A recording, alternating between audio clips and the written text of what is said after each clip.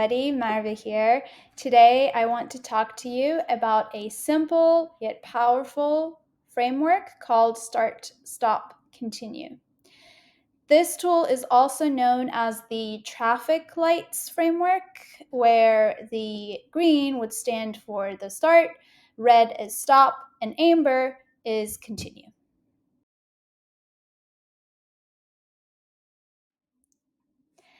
So this framework is quite simple actually, and it can be used at an individual level or a team level, and then also it can be used as a personal development tool or a professional development tool. What it aims to do is to identify what new behaviors and strategies we could start doing, recognizing what's not working and should therefore be eliminated. And then also, very importantly, acknowledging what's going well and therefore should be celebrated and then also carried forward.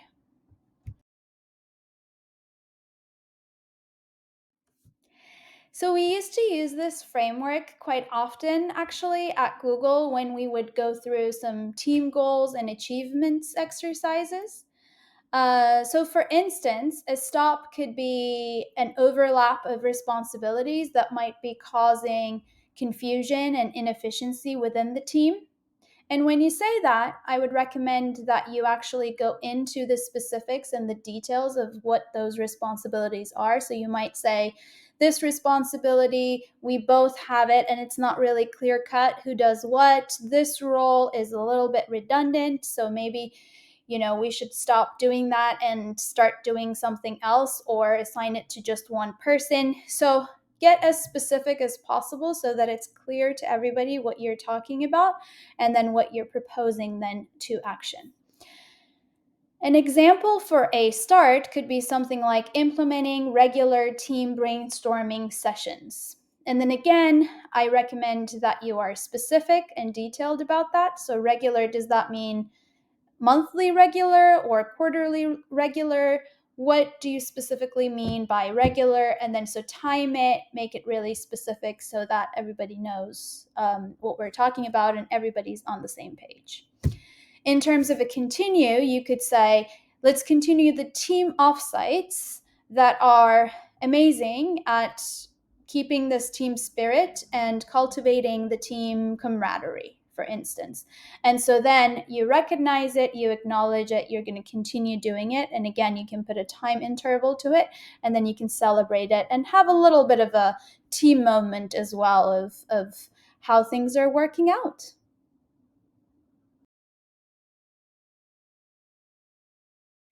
So, as I said at the very beginning, this is a very simple tool, but can be very, very powerful when you're reviewing and evaluating progress. Just a couple of watchouts for you as you're going through this exercise. So, first of all, especially if you're doing this at a team level, make sure that you're being open to feedback and open conversations.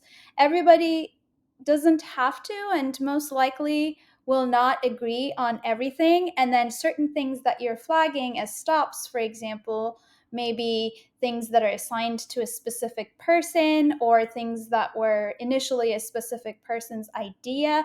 And so therefore be very careful when you're giving that feedback yourself. And then as well, if you're the person who has some sort of sentimental attachment to what's being talked about, just be open to feedback and acknowledge that this is a team level exercise that's aimed at improving your team success, your team dynamics, and then as well your individual well-being and performance.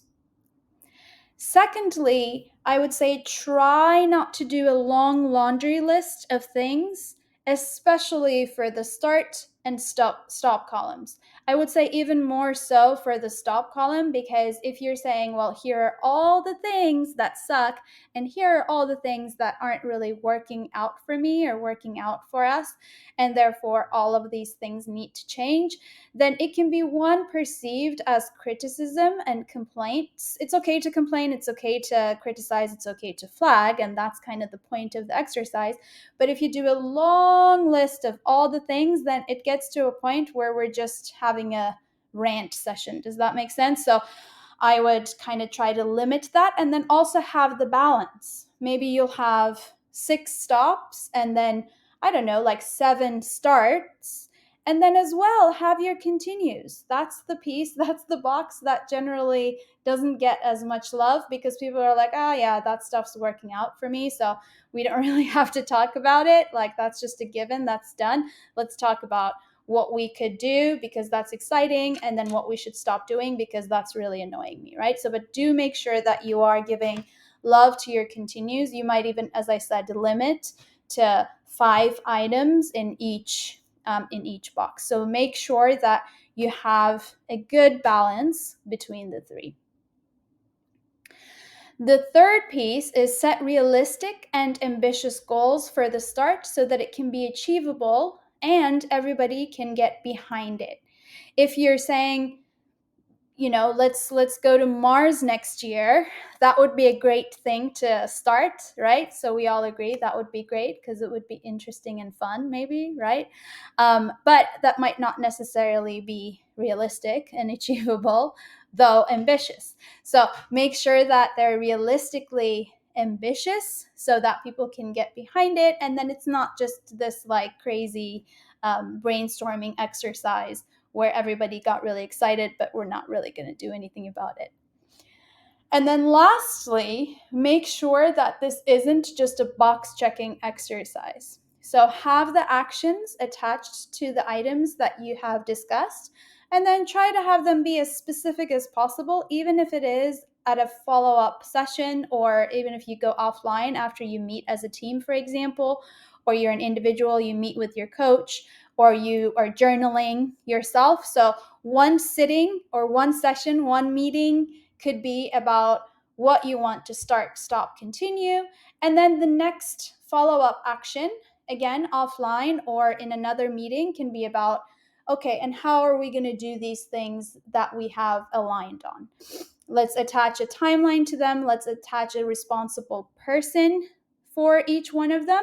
And then maybe let's talk about how we're going to track and keep ourselves and each other accountable against these actions as well. So that it's not, again, it's not just some nice to have little chat we had and then we completely forgot about it or put it on the shelf and it was dusty, right, at the end of the year. So make sure it is actionable.